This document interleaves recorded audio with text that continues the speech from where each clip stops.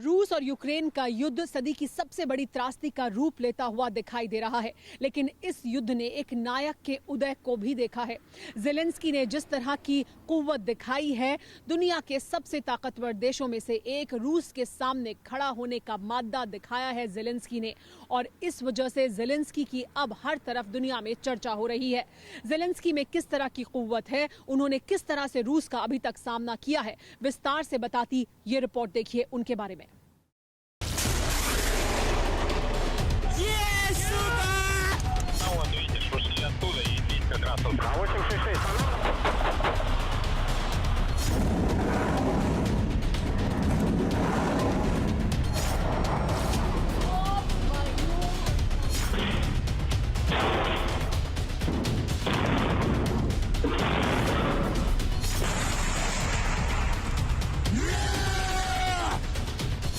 मिसाइलों के धमाकों से सुबह का आगाज होता है।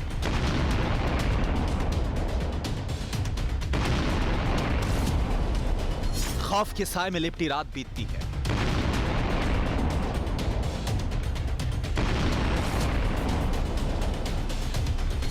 यूरोप की पूरब वाली दहलीज का एक मुल्क 47 दिन से युद्ध के भीषण अग्नि में खाक हो रहा है।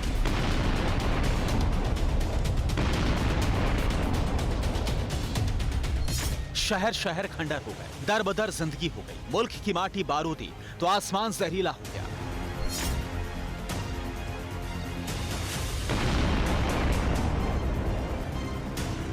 रूस ने यूक्रेन का आधा वजूद मिटा दिया, लेकिन ना तो यूक्रेन को हरा पाया, ना ही यूक्रेनियों का हौसला तोड़ पाया। इसलिए सवाल तो उठेंगे, 47 दिन बाद भी रूस यूक्रेन विजय से दूर क्यों है? यूक्रेनियों को हराने में पुतिन की फौज क्यों नाकाम है? कौन है जिसकी बदौलत यूक्रेन का हौसला बरकरार है?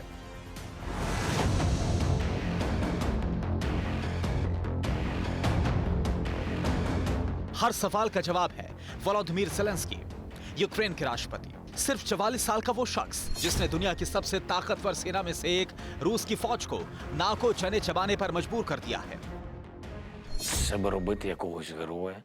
मैं खुद को हीरो नहीं बनाना चाहता, मुझे भी अपने परिवार से प्यार है, मैं भी लंबी उम्र की हसरत रखता हूं, लेकिन देश छोड़कर जाने और अपने लोगों के बीच खड़े होकर युद्ध का सामना करने की जब बात आती है तो निसंदेह मैं देश के लिए जीवन न्यौछावर करने को तैयार हूं। ज़ेलेंस्की का यही जज्बा रूस के खिलाफ यूक्रेन का बड़ा संबल है। ज़ेलेंस्की सिर्फ बातें ही नहीं करते हैं, एक्शन भी दिखाते हैं।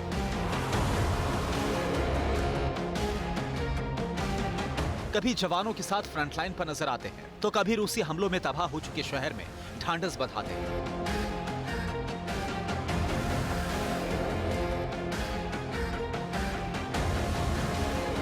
बूचा में बर्बरता का मंजर देखने के बाद दर्द और गुस्से को बयां करती ज़ेलेंस्की की तस्वीर वायरल हुई थी। जब पूछा गया कि बूचा का मंजर देखकर चेहरे पर कैसे भाव थे, तो ज़ेलेंस्की ने क्या कहा, सुनिए। It's anger. ये गुस्सा था, बहुत गुस्सा, क्योंकि हम रूसियों को नहीं समझ पाए। आप इस दुनिया को ही नहीं समझ सकते हैं कि धरती पर ऐसे भी लोग हैं जो बेगुनाहों के कत्लेआम का हुक्म देते हैं, और वो लोग जो ऐसी करतूतों का अंजाम देते हैं। On this planet who give these orders and people who carry them out.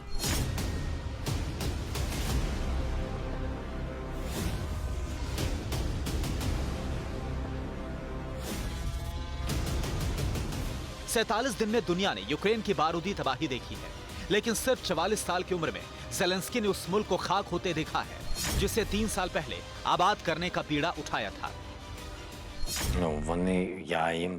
मैंने अपनी पत्नी और बच्चों को बता दिया था कि देश का राष्ट्रपति होने के नाते मैं अपने लोगों के बीच रहूंगा। I'm the president of my country. I'm the president of our people. मैं राष्ट्रपति नहीं भी होता तब भी मैं देश छोड़कर नहीं जाता। I would have stayed here.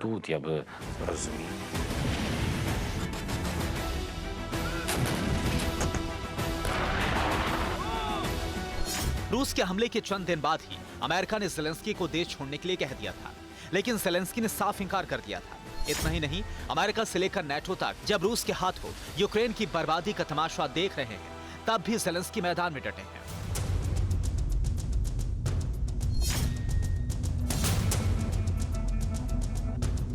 रूसी हमलों ने 47 दिन में यूक्रेन का इतिहास और भूगोल ही नहीं बदला, बल्कि युद्ध के भीषण दौर ने यूक्रेन के राष्ट्रपति का चेहरा भी बदल दिया है। तस्वीरें तस्दीक कर रही हैं कि कैसे 44 साल के एक शख्स 4.5 करोड़ लोगों की जिंदगी महफूज रखने के लिए जद्दोजहद कर रहा है।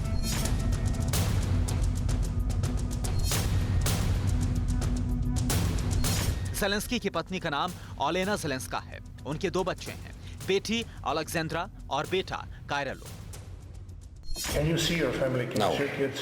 No, I can't. When was the last time you saw them? Before this war. Zelensky ने 4.5 करोड़ यूक्रेनियों को ही अपना परिवार मान लिया है। एक यूक्रेनी की जान बचाने की सौगंध खाई है।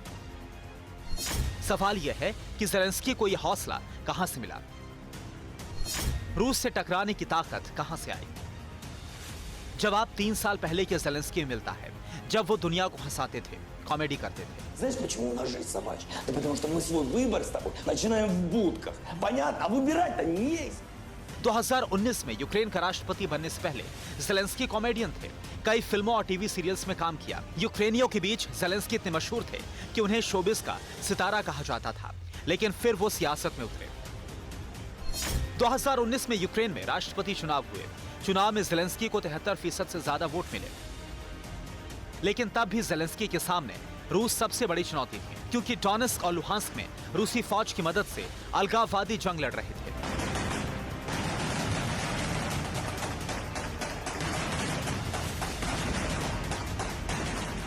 We have to do all the steps to finish this horrible war.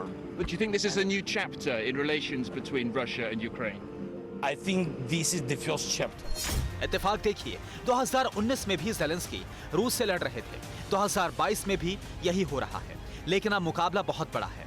Zelensky का हौसला भले ही बरकरार हो, लेकिन 47 दिन में रूस ने आधे यूक्रेन को खाक में मिला दिया है और आगे जंग बहुत जबरदस्त है। लेकिन ये तय है कि ना तो पुतिन का प्रहार रुकेगा, ना ज़ेलेंस्की सरेंडर करेंगे।